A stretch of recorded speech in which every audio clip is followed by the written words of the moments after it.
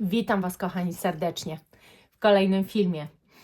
Zapraszam Was dzisiaj na komentary. To będzie pierwszy film z tej serii. Nie wiem, bo nie nagrywałam nigdy wcześniej czegoś takiego. Nie mam pojęcia, co z tego wyjdzie, ale chcę się w to zabawić. Przygotowałam sobie filmik, z którego będziemy korzystać. I myślę, że pewnie będziecie mieli zamieszczoną informację, z jakiej treści, czyjej treści korzystam. Oprócz tego postaram się w opisie filmu też podlinkować ten filmik, żebyście mogli po prostu wiedzieć, o kogo dokładnie chodzi. No i tyle. I zabawmy się w to. Także zaczynamy. Filmik, jaki wybrałam sobie, to jest kanał Kate's Beauty Station, a temat filmiku to jest Best New Fragrance Releases of 2025, czyli najlepsze według Kate zapachy, które wyszły w 2025 roku. No i co? Zobaczmy sobie, co ona o tym myśli. Załączam. Będziemy oglądać. Myślę, że będę pewnie przewijała, jeżeli to nie będzie zbyt ciekawe. Ale zaczynamy. My channel. I hope you're doing really well. Today I have my top 10 fragrance launches of 2025 to share with you. It feels like there's been a fragrance launch every minute this year. There have been so many. Tak jak powiedziała, będzie to 10 zapachów. No i dobra. Co dalej? That even as a fragrance reviewer, I have struggled to keep up at times. But these are the ones that I just have enjoyed the most, or that I think have like really stood out to me the most for one reason or another. I usually do my top 10 at the end of the year. Last year, I decided to do them incrementally throughout the year, just to show you which I've done. So, of course, as always, I'll link them all in the description box for you. Existence by Amouage was one that really stood out to me this year. This is so unique and so utterly beautiful. This is a gorgeous, fresh frankincense fragrance. This is all of the bright aspects of frankincense, which I've never experienced in a fragrance before. Usually you get the smoky aspect of it and the deep aspect, whereas this is sort of light and fresh and just bright, and it is really incredible. It has Lily of the Valley as well. It has a slightly soapy feeling to it. Very clean but very powerful. This projects a lot. It lasts a really long time on your skin, and I just think it's such an incredible, elegant, sophisticated, fresh yet deep scent, and I just have been in love with this year. Love-O-Matic. Okej, to zatrzymajmy się przy tym. Wzięłam swój Existence. Nie mam już prawie połowy flakonika. Zgadzam się ze wszystkim, co ona powiedziała. Ona opisała ten zapach jako niezwykle zapach świetlisty, niezwykle wręcz taki wibrujący i taki błyszczący. Ja to tak zrozumiałam, że dla niej to jest taki zaskakujący zapach, który z jednej strony jest niby delikatny, a z drugiej strony ma coś w sobie głębokiego i właśnie takiego świetlistego. Mówiła też, że tu jest lilia, mówiła też, że jest coś soapy, czyli takiego mydlanego, i wszystko się zgadza. Ja się z nią zgadzam w 100%. Mówiła też, że parametry są genialne tego zapachu i tak, jesteśmy w tym temacie zgodne. Zobaczmy, co dalej. By Room 1015 is a really interesting one, because when this first launched and it first entered my collection, I thought, that's really nice. And then I went away from it. I didn't really wear it too much until recently. I've started wearing this a lot for yoga and Pilates, and it just makes me feel so fresh, so clean, and just really sort of calm, which is nice. This is such a gorgeous, fresh, clean laundry scent. If you like those types of scents, I really love this one. I don't think it gets any better than this, and I would highly recommend checking it out. It has Jeżeli chodzi o Love-O-Matic, to jak wiecie, testowałam, też robiłam jego recenzję na kanale. Nie mam już próbki, poszła dalej do którejś z Was, która robi zakupy w moim sklepie. Natomiast ona go opisuje jako świetny taki zapach, który jej się sprawdził, kiedy robi pilates, jogę, uprawia i te swoje zajęcia. I mówi tutaj o tym, że nie zna takiego zapachu, który byłby bardziej taki świeży i clean. Dla mnie to jest zapach stricte myjni samochodowej, dosłownie, no jak jestem w myjni, to tak ona na ogół pachnie jak ten zapach, ale muszę powiedzieć, że to jest zapach zapadający w pamięć. Ona mówi o tym, że to jest dla niej najlepszy tego typu zapach, w tej kategorii zapach. I ja się muszę z tym zgodzić, dlatego że ja też bardzo dużo takich czystościowych zapachów przetestowałam, bardzo dużo tego jest na rynku i on jedyny jest jednak taki wyjątkowy, ponieważ wydaje mi się, że jest w nim jakaś taka odrobina, ale to jakby wiecie, no odrobina tylko słodyczy, która powoduje, że on tak przyjemnie się nosi, że jest to zapach, że jest to zdecydowanie zapach czystościowy, najciekawszy i taki faktycznie, który troszeczkę pobudza w jakiś sposób. Has a slight sweetness to it. I think this has like a bubblegum note or something in it, but I don't really get that sort of vibe. It's just fresh, clean laundry straight up with a slight sweetness, which adds a sort of feminine feeling to me, and I just love it. Tak jak ona właśnie mówi, że to jest takie pierwsze, dla niej to się kojarzy z taką czystością prania.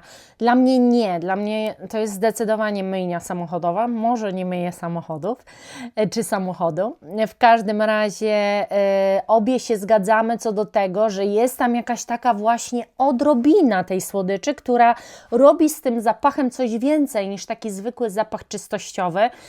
Czy on jest taki 100% feminin, czyli dla kobiet? Dla mnie to jest 100% zapach uniseksowy, muszę przyznać.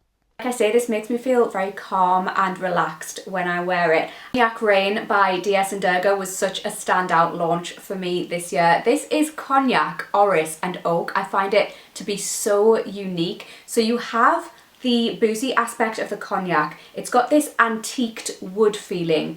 It's got a powdery aspect from the orris. It's slightly earthy and it's a little bit smoky, but it's coming from the powdery aspect. And it's just got this gorgeous freshness to it. Dobra, wypowiem się, bo później nie wiem, co tam dalej opowiada, ale już chcę się ustosunkować do... O Boże, przepraszam, ruszam mikrofonem, ale chcę się już ustosunkować do tego, co mówi na tym etapie. DS Durga Cognac Rain. To jest dla mnie zapach deszczu. I to naprawdę, jeżeli ktoś poszukuje tak w miarę realistycznie zapach deszczu zrobiony, no to polecam zapoznać się, kupić próbkę i wypróbować, dlatego że faktycznie ja tam dosłownie czuję ten deszcz. Na pewno dla mnie to nie jest absolutnie zapach pudrowy, tak jak ona tutaj mówi, że dla niej to jest taki pudrowy, taki wręcz dymny jakiś zapach. Nie wyczułam żadnych takich niuansów, natomiast dla mnie ta drzewność, która tu występuje, ja nie czuję też tego koniaku, powiem szczerze. Czuję, że ten deszcz, ta deszczowość tego zapachu jest w jakiś sposób uzyskana drzewnymi nutami, ale raczej nie za sprawą koniaku, chociaż mogę się mylić, no po prostu ja tego niuansu koniakowego tu w ogóle nie wyczuwam. Nie jest to dla mnie mimo wszystko zaskakujący zapach. Ja bym powiedziała, że to jest zapach zielony raczej, drzewny, balsamiczny. Nie powiem, że on się układa źle, ale mnie nie uwiódł jakoś mocno. Ja chyba po prostu nie jestem jeszcze tak przekonana do tych takich stricte balsamicznych, drzewnych, mocnych woni i dlatego nie wzbudzają we mnie jakichś zachwytów tego typu zapachy, ale z drugiej strony jak sobie pomyślę o tym, że został w jakiś sposób odtworzony zapach deszczu, i Wam o tym mówię nawet, to sobie tak myślę, to czego Ty oczekujesz? Ktoś stworzył zapach deszczu, Ty czujesz tam deszcz, jest to fenomenalne. Mnie nie porwało. Ona jest nim zachwycona, a ja nie do końca. Gorgeous freshness to it. It never becomes dense or heavy. It has a lightness to it, which I find really, really interesting because notes like dark wood and cognac are rarely light and airy, so I love how this is done.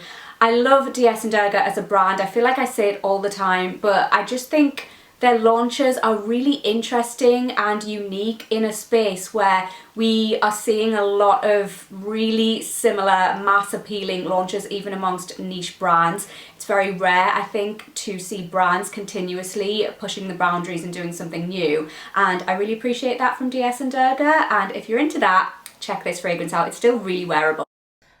Ona też mówi, w ogóle się wypowiada bardzo dobrze o tej marce. Niewiele z tej marki przetestowałam, natomiast bardzo dużo o niej słyszę. Na właśnie zagranicznym YouTubie moim zdaniem jest to jedna z bardziej znanych marek i bardzo dobrze docenianych. I faktycznie jest tak, że coś z jednej strony, słuchajcie, chciałabym poznać więcej tych zapachów, ale z drugiej ciągle coś mi mówi, to chyba nie jest Twój vibe, to chyba nie będzie Twoja estetyka.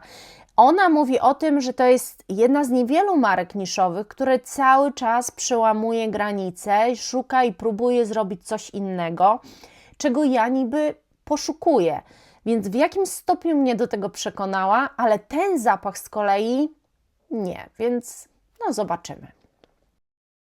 Guys, this next fragrance I haven't even owned for a week and it has made it straight into my best launches of 2025 video. Do you know how special a fragrance needs to be in order to do that? Like, I have to have worn a fragrance for at least a couple of months to even consider putting it in this video usually, and that is Wstęp teraz do tego zapachu, o którym będzie mówiła, nie wiem o czym, o którym, w każdym razie dla tych, co tam z angielskim nie za bardzo. Ona mówi, że ma dopiero od tygodnia ten zapach, o którym teraz będzie mówiła i że nigdy nie robi czegoś takiego, więc jak musi być cudowny ten zapach, że zdecydowała się, mimo że ma go dopiero tydzień i nie nosiła go wiele razy, wrzucić do dziesiątki, do top 10 najlepszych zapachów wypuszczonych w 2025. kind of why I wait till the very last minute of the year to do this video, because you just never know when an absolutely incredible fragrance is going to be launched. And for me, Balsamia by Periscope is that fragrance. It went straight into my list the moment I wore this for the first time. I was just like, wow, this is such a deep, warm, resinous, balsamic, foresty fragrance. It has fir, it's got myrrh, it's got tolu balsam, it's got tonka bean. It has a real... się wtrącić, ponieważ dla mnie ten zapach, o którym ona mówi, to jest zapach grozy, to znaczy to jest zapach drzewny, tak jak ona mówi. Ona tam wyczuwa las, mówi, że jest tonka, rzuca nutami, których ja za bardzo nie czuję. Dla mnie ten zapach to jest balsamiczne drewno, na którym siedzi coś typu właśnie liść laurowy. To znaczy, dla mnie to jest zupa na drzewie. Ja tak odbieram ten zapach. A jak wiecie, bardzo tego niuansu nie lubię. To jest drugie za laktonowością, chociaż do laktonowości zaczynam się przekonywać, ale powiedzmy drugie za takimi zapachami typu siuśkowe, to jest drugie, czego ja normalnie nie jestem w stanie znieść. Mnie mdli po tego typu zapachach. No i absolutnie to nie jest mój typ. Ten zapach jest właśnie, tak na mnie brzmi. Nie mogłam go zdzierżyć, ma bardzo dobre parametry, chciałam go jak najszybciej z siebie zmyć, ale mimo wszystko było to bardzo ciekawe doznanie. Może ona troszeczkę jednak inaczej go odbiera, skoro ona tutaj mówi, że dla niej to jest bardzo drzewny, ale taki leśny zapach.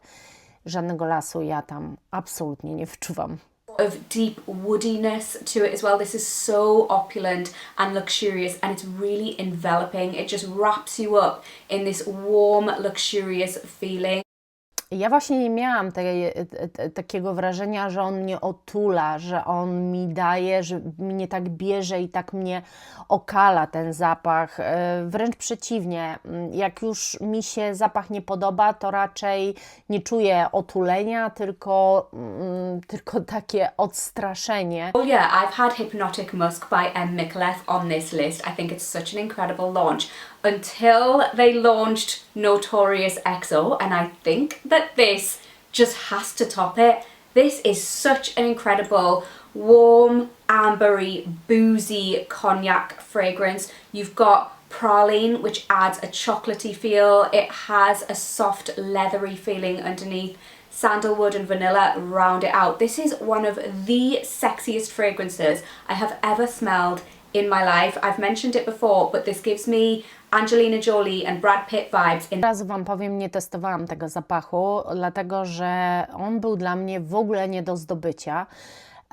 Nigdzie nie mogłam zdobyć próbki, wszędzie było, że jest wykupiony. Wręcz miałam wrażenie, że ten zapach albo jest naprawdę tak popularny i tak fantastyczny, a ona o nim mówi, że to jest ambrowy zapach. Ja uwielbiam ambrowe zapachy. M. Micallef robi wyjątkowe kompozycje, one nie projektują, ale one są przyskórne i niezwykle eleganckie. W ogóle nagram Wam taki film o byciu eleganckim i jak ja to rozumiem w perfumach, co to dla mnie oznacza, bo myślę, że to też może być ciekawe, ale wracając do tego zapachu, nie był dla mnie dostępny, więc nie mogłam przetestować, nie będę się wypowiadała na temat tego, co ona czuje. Natomiast powiem Wam, że M. Micallef raczej nie robi dziwnych kompozycji, raczej eleganckie, noszalne, piękne, takie, które faktycznie potrafią Was otulić i są z Wami cały dzień. Ona wcześniej jeszcze przed tym mówieniem o tym zapachu powiedziała o Musk, który wyszedł. Go testowałam, robiłam też Wam recenzję tego zapachu w tamtym roku i faktycznie Musk jest wyjątkowo piżmowym, przepięknym, troszeczkę słodkawym zapachem, natomiast jest na tyle delikatnym, chociaż z drugiej strony zapachy piżmowe też to do siebie mają. Jest Bulgari, który ma świetny piżmowy zapach, który też jest przepiękny, natomiast i bardzo kobiecy, natomiast bardzo, bardzo silnie przyskórny. Stricte piżmowe moim zdaniem bardzo często właśnie tak mają. Także posłuchajmy, co ona po prostu mówi o tym zapachu. This is one of the sexiest fragrances I have ever smelled in my life. I've mentioned it before, but this gives me Angelina Jolie and Brad Pitt vibes in Mr. and Mrs. Smith. I think that they could easily share this fragrance. It's giving gorgeous, suave, sophisticated man or absolute femme fatale. Powiem szczerze, że czuję się bardzo zachęcona do tego, żeby ten zapach poznać i że wręcz nawet kupić go w ciemno. Dlaczego? Ona tu mówi, że jest to jakaś taka słodycz, która okala nuty, które nie są słodkie, czyli jest to też zapach skórzany, że jest to zapach niezwykle sensualny, gdzie to wszystko jest tak jakby zabrane odrobiną słodyczy, że kojarzy jej się z parą, która już nie istnieje w showbiznesie, Angelina Jolie i Brad Pitt, z ich taką siłą, powerem i seksapilem, więc czuję się zachęcona naprawdę przez nią do tego, żeby ten zapach poznać, nawet może, żeby go kupić. Po jej recenzji teraz i byłabym w stanie ten zapach kupić. I think that they could easily share this fragrance. It's giving gorgeous, suave, sophisticated man or absolute femme fatale. I love this. It has a freshness though. It has this sort of slight mineral feeling to it, which keeps the fragrance from becoming too dense, and it's just, absolutely incredible. You need to check this fragrance out. I'm in love. Jak widzicie, też macie 10% rabatu na jej kod, jeżeli kupicie bezpośrednio na Emmi Kalev. Zresztą ja też, bo to nie tylko ona. In this list, but they're both so unbelievably different. They're both incredible. This is just wow. I feel like 2025 was the year of rose. There were so many rose fragrances launched this year and so many incredible ones, but my favorite is actually one that is a bit newer to my collection, and it is Creed Eladaria. This is what I would imagine the natural scent of an angel would be. It's Nie mogę nie powiedzieć o tym. Testowałam to też, robiłam recenzję tego zapachu w tamtym roku. Creed Eladaria. Dla mnie to jest tak zapach nijaki, że jestem w szoku, że ona tę kompozycję wzięła do top 10. Oczywiście to jest każdego top 10 i ona rezonuje z tym zapachem ewidentnie. Wydaje mi się, że może inaczej go odbiera niż ja, dlatego że dla mnie to jest woda z lekkim może zabarwieniem różanym, bardziej jak woda różana, coś bardzo rozwodnionego, nieintensywnego. I to nie jest też źle, bo niektórzy kochają tego typu różę, tak podaną różę. Ja po prostu szukam tej róży albo takiej mocno czerwonej, albo dżemowej, albo szukam róży, która nawet może być w jakiś sposób mydlana, ale z innymi nutami fajnie podana. Na pewno to, co mnie najbardziej odstrasza generalnie na dzień dzisiejszy od róży, to jest właśnie typ zapachu wody różanej. Dla mnie ten Creed to jest tego typu zapach, ale zobaczmy, co ona o nim mówi. So ethereal, and it's just absolutely beautiful, so elegant. It is the most gorgeous, fresh, musky rose with peony. It has 3 different types of rose. It has a dewy feeling to it, and it's almost soapy at times. If soft feminine energy had a scent, it would be Eladaria for me. This smells like a woman who enjoys life's luxuries and just floats through life easily, effortlessly, and just looks amazing while doing it. I adore this fragrance. Ja tam nie czuję tego, o czym ona tu mówi. Ja tam nie czuję piżma w tym zapachu. Nie czuję tu żadnej soczystości też. Dla mnie jest to bardzo nijaki naprawdę zapach. Ja z Creedem tak mam i bardzo często próbuję, testuję te nowości albo jakieś dostaję i próbuję kupować odlewki. Natomiast jeszcze nigdy nie zdarzyło mi się, aby Creed wcelował w mój gust, jakkolwiek to nazwać, żeby, nie wiem, w 1/5 chociażby mnie porwał. No to już nie mówimy o porywaniu, jak w 1/5, ale wiecie, o co mi chodzi, że no nie ma nawet punktu zaczepienia. Ja nie mam z Creedem nawet punktu zaczepienia i ten zapach mnie rozczarował tak samo jak pozostałe. Poza tym trwa na mnie maksymalnie godzinę. Ona się nad nim rozpływa, a dla mnie, widzicie, jest nijaki. An incredibly unique floral launch this year was Aldebaran by Marc-Antoine Barrois. This is tuberose in all its glory. This is green, but it's creamy and buttery. It's absolutely incredible. Kompletnie nie wiem, o czym ona tu mówi. Jak wiecie, Aldebarana mam. Natomiast mówienie, że on jest kremowy, że jest wręcz maślany. Zgadzam się, że jest to zapach zielony. On jest kwaskowaty i jego początek jest bardzo kwaśny, moim zdaniem. Natomiast tu nie ma maślaności. Tu jest trochę takie drzewo sandałowe, kremowe, można powiedzieć, ale ono nie dominuje tego zapachu. Raczej dominują go taka kwasota z lekką goryczką, no i czymś mocno, mocno drzewnym, tak bym ja określiła. Co ona mówi dalej? Blended with paprika, mate and tonka bean. So it has this sort of spicy aspect to it. It's almost a little bit menthol-like in the opening, but I find that that doesn't last long on me. And it's just unbelievably creamy. This to me is what a goddess. A dla mnie właśnie ten początek jest bardziej kwaśny, rabarbarowy niż miętowy. Ja bym nie powiedziała, że to jest początek miętowy. Ja absolutnie tak go nie odczuwam.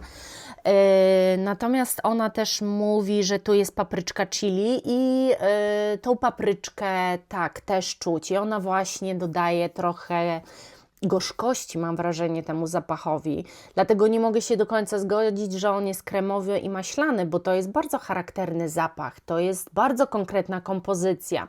Ona nie jest taka ułagodzona i gładka, dlatego nie spotkała się z turbopozytywnym odbiorem. Mało komu on się podoba i mało kto się zachwyca tym zapachem i ogólnie też Wam powiem, że byłam w szoku, że ona w ogóle ten zapach dała do tej 10, bo naprawdę opinie są totalnie skrajne, tak samo jak na temat zapachu Marc-Antoine Barrois Encelade, który też jest bardzo konkretnym zapachem. In the middle of summer would smell like. It's incredible, and I've got to say, I do not think that this will be for everyone. This is so unbelievably unique, and you really got to love tuberose to get on board with this one. And even then, it's got that spicy aspect, it's got the green touch. I do think this is a definite try before you buy, but if you love it, I feel like you will truly love it. I think this is amazing. It's also incredibly strong. Dobra, czyli ona się jednak ze mną zgadza, że to jest zapach kontrowersyjny, że to nie jest zapach prosty, że trzeba lubić różne dziwne połączenia właśnie tej spicy z zielonością, że trzeba najpierw spróbować, zanim się kupi flakon. If you love it, I feel like you will truly love it. I think this is amazing. It's also incredibly strong. I wear one spray of this. It fills a room. It lasts the entire day. It's absolutely nuclear. I love this with my whole heart. Nishane Meant to Be Seen has fast become one of my favourite Oris fragrances of all time. This is for the luxurious clean girl. This is soft, powdery, musky Oris with sandalwood. You've got some bergamot in the opening, which adds a brightness. Dobra, no to teraz Meant to Be Seen, Nishane. I to jest w ogóle zapach, który też Kasia Miskate poleciła mi na tym live'ie, gdzie polecałyście mi zapachy. Ona też mi poleciła go. No więc dwie pieczenie na jednym ogniu, bo z jednej strony przetestowałam to do tego filmu, a z drugiej strony przetestowałam to jako też z myślą o tym, że został mi on polecony. To jest zapach, który bardzo chcę mieć. To jest zapach drogi, ale to jest zapach, który bardzo chcę mieć. Tak jak ona mówi, to jest coś niezwykłego. To jest kompozycja, która jest niezwykle subtelna, właśnie kremowa od drzewa sandałowego, taka piżmowa. Są tam takie aspekty dziwne, których nigdy w życiu nie czułam. Nawet nie wiem do końca, co czuję. Nie czytałam też nut, od razu Wam mówię. Przygotowując się do tego i komentując, chciałam po prostu tak, jak czuję, Wam mówić. Ta kompozycja na każdym kroku Cię szokuje i zachwyca. Siedzi przez cały dzień, jest bliskoskórny, nie projektuje. Wojtek tym zapachem był również zachwycony. Ja z każdą godziną zaczynałam zakochiwać się jeszcze bardziej, jeszcze bardziej. To jest zapach naprawdę, o którym obecnie wręcz można powiedzieć marzę. On kosztuje chyba 100 ml, jakieś 1600 zł, więc bardzo podobnie cena do amouage zapachów. Uważam, że to już jest dużo, ale jest to niezwykle wyjątkowa kompozycja, tak jak ona mówi. Then in the dry down, this becomes sweeter and almost sort of marzipan-like on my skin. In the opening, I've said this before, this does sit in the same sort of category as Glossier You, Fleur de Peau by... Nie powiedziała, że tam jest jakiś marcepan, czy coś w ogóle migdałowego, ale jest coś orzechowego w takiej postaci skórki z jakiegoś orzecha. Nie wiem, skórka migdałowa konkretnie pachnie. Nie wiem, czy to akurat, co czuję już po ułożeniu się, bo ona tutaj mówi już, kiedy ten zapach tak usiądzie na tej skórze, czy faktycznie ja też czuję tam, wydaje mi się, że po prostu czuję jakąś taką skórkę jakiegoś orzecha. Faktycznie jest to tak fajnie wyczuwalne i dosyć sucho brzmi, ale oczarowuje Was po prostu ten zapach. Naprawdę ta kompozycja jest niezwykle wyjątkowa. Does sit in the same sort of category as Glossier You, Fleur de Peau by Diptyque, Musk Kate by Ella Kate, all of those fragrances which I absolutely love and I think are incredible. This kind of sits in that sort of bracket, but as it dries down, it does become sweeter, and this is so strong for a sort of soft, musky scent profile. It really projects and it lasts a really long time. I think it's such an incredible fragrance. It's very feminine and soft and beautiful and very sophisticated. Now, Niezwykle. Jest wyrafinowany na potęgę i to czuć w tych składnikach, w blendzie, w tym jak on się przeistacza, jak on na Was pachnie. Jest tak niezwykły, daje takie poczucie luksusu i elegancji na najwyższym poziomie. Naprawdę ten zapach mógłby być signature scent. this one thing you need to know about me is that I love tobacco fragrances. And there was a tobacco fragrance launch this year that blew my mind, and it was Ella Kay Amber Kate. This is the most gorgeous ambery, chocolatey tobacco fragrance. This has Cuban cigar. This has cacao. It is so indulgent and it smells like the coolest, most sophisticated person you've ever met who's smoking a Cuban cigar. Now, if I know anything, it's the smell of a good tobacco fragrance. Not only do I love the smell of tobacco, but fun fact, when I was younger, my dad owned a cigar company, and I know the smell of tobacco in all of its different forms, and I love it so much. And this just smells. And it's... No i właśnie. Ja nawet tu gdzieś mam ten zapach. Ella Kay to jest też niezwykła marka. To jest marka, w której tym roku chciałabym albo poznać jeszcze szerzej, bo to nie jest tak, że w ogóle nie znam, trochę tam przetestowanych mam tych zapachów, ale to, co na pewno, to chciałabym chyba mieć jakiś zapach tej marki. Miałam odlewkę Puszkar i uwielbiałam tę różę, która jest zrobiona w Ella Kay. To są bardzo drogie zapachy, uważam, naprawdę bardzo drogie, ale są przepiękne. Ona teraz mówi o tym amber i ja bym chciała z Wami o tym amber pogadać, bo właśnie to, co mi czasami w tych markach przeszkadza, no to parametry, które dostajemy i właśnie w tym zapachu to mi głównie przeszkadza. Jak ona zaczęła mówić o tym, że to jest zapach cygara kubańskiego i kakao i czekolady, to pierwsze, co Was uderza tak najmocniej, to wydaje mi się, że to jest suche kakao. Zapach jest suchy. Faktycznie później te wszystkie składniki, ja się z nią zgadzam, że tutaj tą czekoladę w jakiś sposób wyczuwamy i te cygaro, i to nie mówimy tu o tytoniu, tylko faktycznie o tym cygarze, bo też to jest taki dosyć suchy zapach. Później robi się właśnie bardziej taki ambrowy, trochę mocniej otulający, kiedy te składniki się ze sobą wiążą. Jest to zapach zdecydowanie wyjątkowy. No właśnie, ale...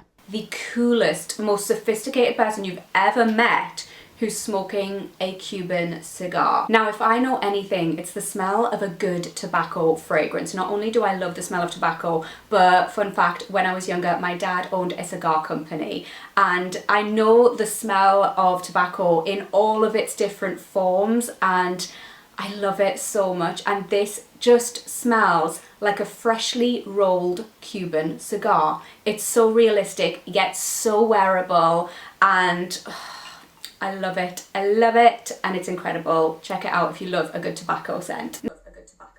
Now 2020. No i właśnie, ona nie mówi o parametrach, nie? No, nie powiedziała nic o parametrach, a właśnie ja uważam, że zapach jest bardzo wyjątkowy. Niezwykle przepiękny. Naprawdę tam czuć tę czekoladę, kakao, tak jak ona mówi, te cygaro. Super. Świetnie się układa, ale ja go czuję tylko przez godzinę i serio, naprawdę dalej nie wiem nic o tym zapachu i to jest strasznie przykre, bo takim zapachem chciałoby się pachnieć non-stop. Now 2025 was my personal year of falling in love with lavender fragrances. It was actually Lavande 31 by Le Labo that kicked this off for me, but then Floris launched Purple Memoir this year, and this is such a unique lavender fragrance. It is absolutely top tier, incredible. This is lavender, but it's also...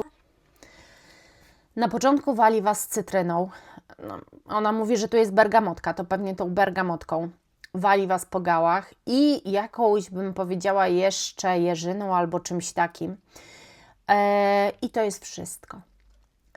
To znaczy, może i ona tu wyczuwa cały zapach, ale ja i mój mąż, któremu dawałam to wąchać, po 15 minutach od rozpylenia nie było tego zapachu już w ogóle na skórze, więc ja nie potrafię o nim powiedzieć nic.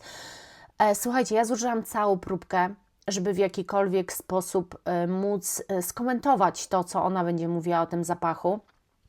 I nic, bo musicie wiedzieć, że ja wchodzę tylko w opis na ogół, a jeżeli nie ma w opisie zapachów, to po prostu tylko przewijam i patrzę, jakie zapachy pokazuję, robię sobie listę. Szukam próbek, kupuję, testuję, ale nie wiem, co ktoś mówi na temat danego zapachu, dlaczego mu się on podoba, czym mu pachnie i tak dalej, bo chcę to komentować z Wami na żywo, bez przygotowania. I naprawdę uwierzcie mi, jak bardzo nie próbowałam tego zapachu przetestować, to niestety nie dawało rady, więc dla mnie, ona mówi, że to jest irysowy, pudrowy zapach. Dla mnie to jest zapach cytrynowy i kończy się, więc go na mojej skórze nie ma. Then in the base you have some cocoa and vanilla, which adds a gorgeous sweetness, which really just comes through in the dry down. This is quite different in the opening to the dry down. In the dry down it becomes much more sweet and soft, whereas in the opening... Zdarzyło mi się jeszcze, żeby drzewo sandałowe było tak niewyczuwalne u mnie, jak tutaj. Jeszcze ona mówi, że jest kokos i wanilia. Nic kompletnie nie wiem z tego. Naprawdę przerażające, że zapach, że moja skóra prawdopodobnie ten zapach tak musi zjadać, no bo ona jest dowodem na to, że ten zapach na niej trwa, że ona czuje wszystkie fazy, że być może on nawet jest naprawdę przepiękny, a ja nie umiem Wam nic o nim powiedzieć. You get that dry sandalwood and it's much brighter. I love the evolution of this scent, and it's really refined, put together, and I think it's so incredible. If you want a unique fragrance, try this one out. No i dobra, i na tym byśmy skończyli. To była jej top 10. Myślę, że w ogóle takie review dla mnie i dla Was, jak można różnie odbierać zapachy i jak skóra może zjadać niektóre nuty i jak naprawdę nie jesteśmy w stanie niektórych zapachów przetestować, bo po prostu musielibyśmy to robić albo na ciuchach, albo może powinnam to wtedy robić i następnym razem postaram się tak zrobić na papierku, po prostu jakimś bloterku. Dajcie znać, jak Wam się podobała ta konwencja w ogóle filmików. Ten filmik zdecyduje, czy będę się w to bawiła dalej, tak sobie myślę, no bo jeżeli kompletnie Wam się ta konwencja nie spodoba i nie trafi do Was, to ten filmik będzie mnie kosztował bardzo dużo pracy, żeby go złożyć. Dlatego zapraszam do komentarzy, do sekcji komentarzy. Pamiętajcie o łapkach koniecznie i o podbijaniu filmiku. Bez tego nie będę istniała. Do następnego, kochani. Pa, pa!